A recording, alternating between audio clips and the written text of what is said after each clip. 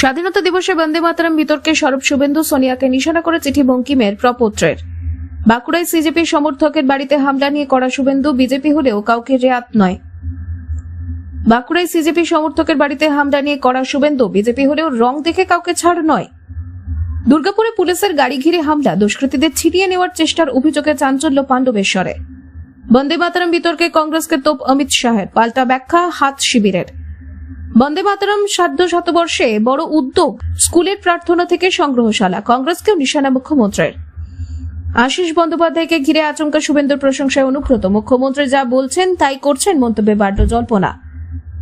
স্বাধীনতা দিবসের অনুষ্ঠানে কংগ্রেসের সদর দপ্তরে বন্দে মাতরম পরিবেশন ঘিরে নতুন করে রাজনৈতিক বিতর্ক তৈরি হয়েছে। কংগ্রেস নেত্রী সোনিয়া গান্ধীর একটি অঙ্গভঙ্গিকে কেন্দ্র করে অভিযোগ উঠেছে, তিনি নাকি পূর্ণাঙ্গ বন্দে মাতরম গাওয়া নিয়ে আপত্তি জানিয়েছিলেন। এই ঘটনাকে কেন্দ্র করে সোনিয়ার বিরুদ্ধে তীব্র আক্রমণ শানিয়েছেন বিজেপি নেতা শুভেন্দু অধিকারী। পাশাপাশি তাকে নিঃশর্ত ক্ষমা চাওয়ার দাবিও জানিয়েছেন তিনি। রবিবার নবান্নে সাংবাদিকদের মুখোমুখি হয়ে শুভেন্দু দাবি করেন, স্বাধীনতা দিবসে কংগ্রেসের কেন্দ্রীয় কার্যালয়ে বন্দে মাতরম চলাকালীন সোনিয়ার আচরণ গোটা দেশ দেখছে। তার বক্তব্য, ভাইরাল হওয়া ভিডিও দৃশ্যকে অন্যভাবে ব্যাখ্যা করে বিষয়টি আড়াল করার চেষ্টা করলেও বাস্তব ঘটনা চাপা দেওয়া সম্ভব নয়। শুভেন্দুর মতে, স্বাধীনতা আন্দোলনের সময় বন্দে মাতরম দেশবাসীর মধ্যে জাতীয়তাবাদ ও জাগরণের বার্তা ছড়িয়ে দিয়েছিল। বঙ্কিমচন্দ্র চট্টোপাধ্যায়ের এই সৃষ্টি নিয়ে তিনি বলেন, এর প্রতি অসম্মান, দেশপ্রেম ও জাতীয় চেতনার অবমাননার শামিল। এদিকে নৈহাটির বিজেপি বিধায়ক এবং বঙ্কিমচন্দ্রের প্রপৌত্র সুমিত্র বন্দ্যোপাধ্যায় সোনিয়া গান্ধীকে চিঠি দিয়েছেন বলেও জানান শুভেন্দু। সাংবাদিক বৈঠকে সেই চিঠির প্রতিলিপিও দেখানো হয়। শনিবার কংগ্রেসের সদর দপ্তরের অনুষ্ঠানে সোনিয়ার পাশাপাশি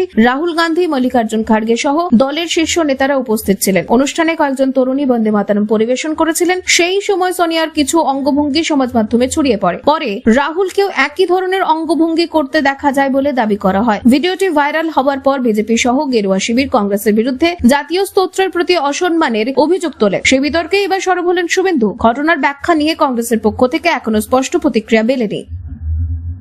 দিল্লিতে ককরোচ জনতা পার্টির আন্দোলনে অংশ নিয়ে পুলিশের লাঠিচার্জের মুখে পড়েছিলেন বাঁকুড়ার যুবক আব্দুল হাফিজ। পরে গ্রামে ফিরে এলেও সংগঠনের কর্মসূচির সঙ্গে তার যোগাযোগ বজায় ছিল। নিজের এলাকার স্কুলের বেহাল পরিকাঠামোর ছবি ও ভিডিও তুলে আন্দোলনকারীদের কাছে পাঠিয়েছিলেন তিনি। এর মধ্যেই হাফিজের বাড়িতে হামলা হয়। এই ঘটনায় তার বাবা মারা যাওয়ার পর এলাকায় রাজনৈতিক চাপানোতো শুরু হয়েছে। ঘটনার পেছনে বিজেপির যোগ রয়েছে বলে অভিযোগ উঠেছে। তবে সেই দাবি সরাসরি খারিজ করেছেন মুখ্যমন্ত্রী শুভেন্দু অধিকারী। রবিবার নবান্নের সাংবাদিক বৈঠকে তিনি জানান, এই ঘটনায় বিজেপির কোনো সম্পর্ক নেই। তার বক্তব্য, অভিযুক্তরা দুষ্কৃতী এবং তাদের বিরুদ্ধে ব্যবস্থা নেওয়া হবে। মুখ্যমন্ত্রী বলেন, হাফিজের পরিবারের পক্ষ থেকে মোট 5 জনের বিরুদ্ধে এফআইআর করা হয়েছে। তাদের মধ্যে 3 জনকে গ্রেপ্তার করা হয়েছে। বাকি অভিযুক্তদেরও দ্রুত গ্রেপ্তার করা হবে বলে জানান তিনি। তার বক্তব্য, অভিযুক্তদের রাজনৈতিক পরিচয় দিয়ে প্রশ্ন না তুলে আইনের পথে পদক্ষেপ করা হবে। জানা গিয়েছে, দিল্লির রাজীব চকে আন্দোলনের সময় পুলিশের বাধার মুখে পড়েছিলেন হাফিজ। আন্দোলনকারীদের ছত্রভঙ্গ করতে লাঠিচার্জ এবং টিয়ার গ্যাস ব্যবহারের অভিযোগ ওঠে। পরে বাঁকুড়ায় ফিরে এসে স্কুলের পরিকাঠামো ও শিক্ষা ব্যবস্থার উন্নতির দাবিতে চলা কর্মসূচিতে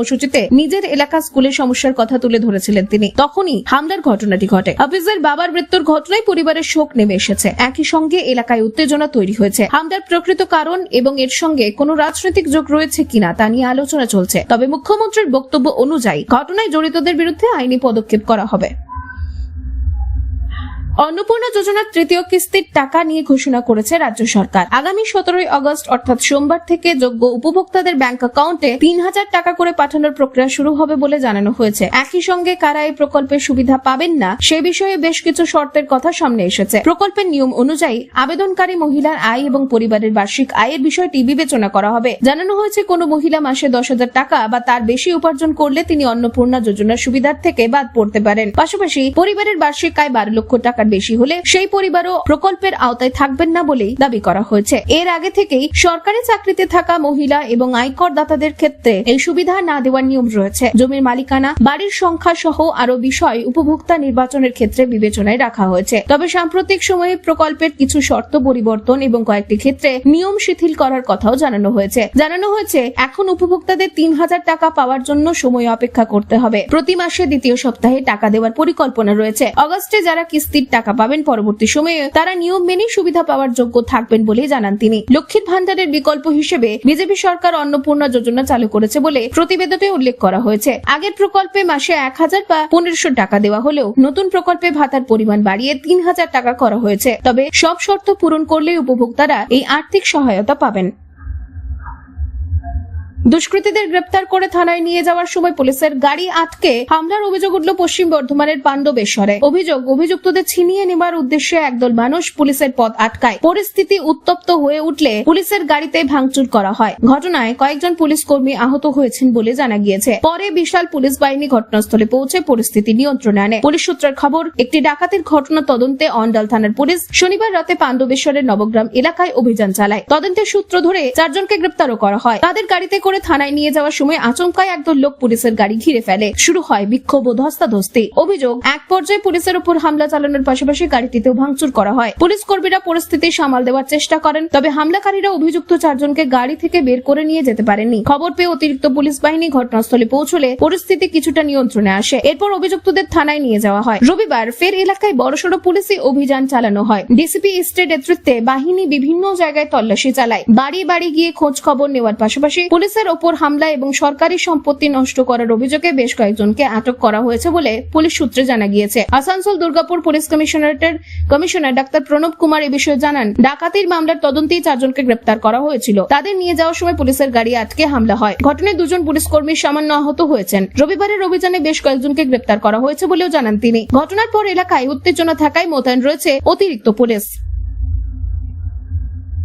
স্বাধীনতা দিবসে দিল্লির কংগ্রেসের সদর দপ্তরে বন্দে মাতরম পরিবেশনকে ঘিরে রাজনৈতিক উত্তাপ আরো বেড়েছে। জাতীয় স্তোত্রের পূর্ণাঙ্গ সংস্করণ চলাকালীন সোনিয়া গান্ধী গান থামানোর ইঙ্গিত দিয়েছিলেন বলে অভিযোগ উঠেছে। সেই ঘটনাকে সামনে রেখে কংগ্রেসের বিরুদ্ধে সরব হয়েছেন কেন্দ্রীয় স্বরাষ্ট্রমন্ত্রী অমিত শাহ। রবিবার রাজস্থানের চিত্তোরগড়ে এক সভায় তিনি দাবি করেন, বন্দে মাতরমের প্রতি অসম্মানের জন্য কংগ্রেসকে দেশবাসীর কাছে ক্ষমা চাইতে হবে। শাহের অভিযোগ, গান চলার সময় সোনিয়া গান্ধী কংগ্রেস সভাপতি মল্লিকার্জুন খাড়গেকে তা থামাতে বলেছিলেন। তার দাবি, গোটা দেশের মানুষ টেলিভিশনের পর্দায় সেই ঘটনা দেখেছে। বন্দে মাতরমের মতো জাতীয় চেতনার সঙ্গে যুক্ত গান অসম্পূর্ণ রাখার বিষয়টি মেনে নেওয়া যায় না বলেও মন্তব্য করেন তিনি। তার আরো অভিযোগ, ভোটের রাজনীতির কারণে কংগ্রেসের এই গান গুরুত্ব ভুলে গিয়েছে। তবে বিজেপির এই দাবি অস্বীকার করেছে কংগ্রেস। দলের পক্ষ থেকে বলা হয়েছে, সোনিয়া গান্ধী গান থামানোর কোনো নির্দেশ দেননি। দীর্ঘক্ষণ দাঁড়িয়ে থাকা খাড়গের জন্য চেয়ার আনার ইঙ্গিতকেই ভুলভাবে ব্যাখ্যা করা হয়েছে বলে কংগ্রেসের বক্তব্য। দলটির দাবি, ঘটনাকে কেন্দ্র করে অপ্রয়োজনীয় রাজনৈতিক বিতর্ক তৈরি করা হচ্ছে। কংগ্রেসের ব্যাখ্যায় সন্তুষ্ট নয় বিজেপি। সোনিয়া খাড়গে এবং রাহুল গান্ধীর ক্ষমা চাওয়ার দাবিও উঠেছে। এদিকে নৈহাটের বিজেপি বিধায়ক সুমিত্র চট্টোপাধ্যায়ও বিতর্কে মুখ খুলেছেন। বঙ্কিমচন্দ্র চট্টোপাধ্যায়ের বংশধর হিসেবে পরিচিত সুমিত্র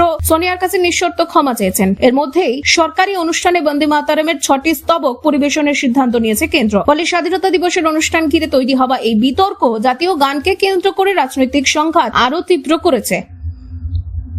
বন্দে মাতরমের ১৫০ উপলক্ষে গানটির ঐতিহাসিক গুরুত্বকে সামনে রেখে একাধিক কর্মসূচির ঘোষণা করেছে রাজ্য সরকার। স্বাধীনতা দিবসে দিল্লির কংগ্রেস দপ্তরে গানটি পরিবেশন ঘিরে বিতর্কের মধ্যেই রবিবার এই উদ্যোগের কথা জানান মুখ্যমন্ত্রী শুভেন্দু অধিকারী। মুখ্যমন্ত্রীর বক্তব্য, বঙ্কিমচন্দ্র চট্টোপাধ্যায়ের আনন্দ মঠের অংশ হিসেবে বন্দে মাতরমের আত্মপ্রকাশ হলেও পরে ব্রিটিশ বিরোধী আন্দোলনে এটি জাতীয়তাবাদী চেতনার অন্যতম প্রতীকে পরিণত হয়। তাই গানটির মর্যাদা স্বাধীনতা সংগ্রামের ইতিহাসের সঙ্গেও গভীরভাবে যুক্ত। ১৫০ উপলক্ষে রাজ্যের স্কুলগুলির প্রার্থনা বা অ্যাসেম্বলিতে বন্দে মাতরম পরিবেশনের ব্যবস্থা করার কথাও জানানো হয়েছে। পাশাপাশি নতুন প্রজন্মকে গানটির ইতিহাস এবং স্বাধীনতা আন্দোলনে তার ভূমিকা সম্পর্কে জানাতে উদ্যোগ নেওয়া হবে। শুধু গান পরিবেশন নয়, বঙ্কিমচন্দ্রের সৃষ্টি এবং বন্দে মাতরমের ঐতিহাসিক পথ চলা তুলে ধরতে একটি সংগ্রহশালা তৈরির পরিকল্পনা রয়েছে। সম্প্রতি দিল্লিতে কংগ্রেসের অনুষ্ঠানে গানটি চলাকালীন সোনিয়া গান্ধীর অঙ্গভঙ্গি নিয়ে বিতর্ক তৈরি হয়েছে। বিজেপির অভিযোগ, সেখানে গানটির প্রতি অসম্মান দেখানো হয়েছে। কংগ্রেস অবশ্য দাবি করেছে, গান বন্ধ করার কোনো নির্দেশ দেওয়া হয়নি। এই রাজনৈতিক চাপানোতরের মধ্যে শুভেন্দু বলেন, বন্দে মাতরম কোন রাজনৈতিক দলের সম্পত্তি নয়। স্বাধীনতা আন্দোলনের সঙ্গে যুক্ত থাকার কারণে এর উত্তরাধিকার গোটা দেশের। তিনি জানান, বঙ্কিমচন্দ্র পরিবারের সদস্য বিজেপি বিধায়ক সুমিত্র চট্টোপাধ্যায় সোনিয়া গান্ধী এবং মল্লিকার্জুন খাড়গেকে চিঠি দিয়েছেন ক্ষমা চাওয়ার জন্য। এই চিঠির জবাব এখনো পর্যন্ত মেলেনি বলেই দাবি করা হয়েছে। ভাইরাল ভিডিও প্রসঙ্গে মন্তব্য করেন মুখ্যমন্ত্রী। তার বক্তব্য, দৃশ্যটি নিয়ে প্রশ্ন উঠেছে এবং বিষয়টি হালকাভাবে দেখা উচিত নয়। রাজ্যের দাবি, এই উদ্যোগে ইতিহাস ও জাতীয় চেতনার বিষয়গুলি নতুন প্রজন্মের কাছে পৌঁছবে। বীরভূমের তৃণমূল নেতা অনুব্রত মণ্ডলের মুখে আচমকাই মুখ্যমন্ত্রী শুভেন্দু অধিকারীর প্রশংসা ঘিরে রাজনৈতিক মহলে নতুন জল্পনা তৈরি হয়েছে। রামপুরহাটের তৃণমূল নেতা আশিস বন্দ্যোপাধ্যায়ের বাড়িতে গিয়ে অনুব্রত একাধিকবার মুখ্যমন্ত্রীর ভূমিকার প্রশংসা করেন। তার এই মন্তব্য এমন সময়ে সামনে এসেছে যখন অনুব্রতের প্রাক্তন দেহরক্ষী সাইগাল হোসেনের বাড়ি থেকে বিপুল সম্পত্তির নথি ও সোনা উদ্ধারের খবর সামনে এসেছে এবং তাকে গ্রেপ্তার করা হয়েছে। আশিস বন্দ্যোপাধ্যায়ের সঙ্গে দেখা করার পর অনুব্রত দাবি করেন, সমাজ মাধ্যমে তার ঘনিষ্ঠ নেতাকে নিয়ে নানা ধরনের অপপ্রচার চালানো হচ্ছে। শক্তিগড়ের ঘটনাতেও অন্যায় হয়েছে বলে মন্তব্য করেন তিনি। তার বক্তব্য বিষয়টি মুখ্যমন্ত্রীর নজরে রয়েছে এবং প্রয়োজনীয় পদক্ষেপের আশ্বাসও পেয়েছেন তিনি। অনুব্রতের দাবি, মুখ্যমন্ত্রী তাকে পাশে থাকার কথা জানিয়েছেন এবং এফআইআর করার নির্দেশ দিয়েছেন। মুখ্যমন্ত্রী যা বলেন তা বাস্তবায়নের চেষ্টা করছেন বলে প্রশংসা করেন তিনি। তারাপীঠ রামপুরহাট ডেভেলপমেন্ট অথরিটির চেয়ারম্যান থাকাকালীন আশিস বন্দ্যোপাধ্যায়ের বিরুদ্ধে দুর্নীতির অভিযোগ উঠেছিল। তবে সেই অভিযোগ অস্বীকার করে অনুব্রত বলেন, আশিস কোনো দুর্নীতির সঙ্গে যুক্ত নন এবং তাকে ঘিরে একটি গল্প তৈরি করা হয়েছিল। অনুব্রতের বক্তব্যে প্রকাশ্য আসতেই প্রশ্ন উঠছে, তবে কি তিনি তৃণমূল ছেড়ে বিজেপির দিকে ঝুঁকছেন? রাজনৈতিক মহলের একাংশ তার আচরণে সেই সম্ভাবনার ইঙ্গিতই দেখছে, যদিও এমন কোন সিদ্ধান্তের কথা অনুব্রত নিজে জানাননি। অন্যদিকে অনুব্রতের প্রাক্তন দেহরক্ষীকে ঘিরে সম্পত্তি উদ্ধারের ঘটনা নিয়েও আলোচনা চলছে। সেই পরিস্থিতির মধ্যে কেন অনুব্রত বারবার শুভেন্দুর প্রশংসা করছেন তা নিয়েও রাজনৈতিক মহলের নানা প্রশ্ন উঠছে। তবে তার মন্তব্যের প্রকৃত রাজনৈতিক তাৎপর্য নিয়ে এখনো নিশ্চিত কোনো ব্যাখ্যা মেলেনি।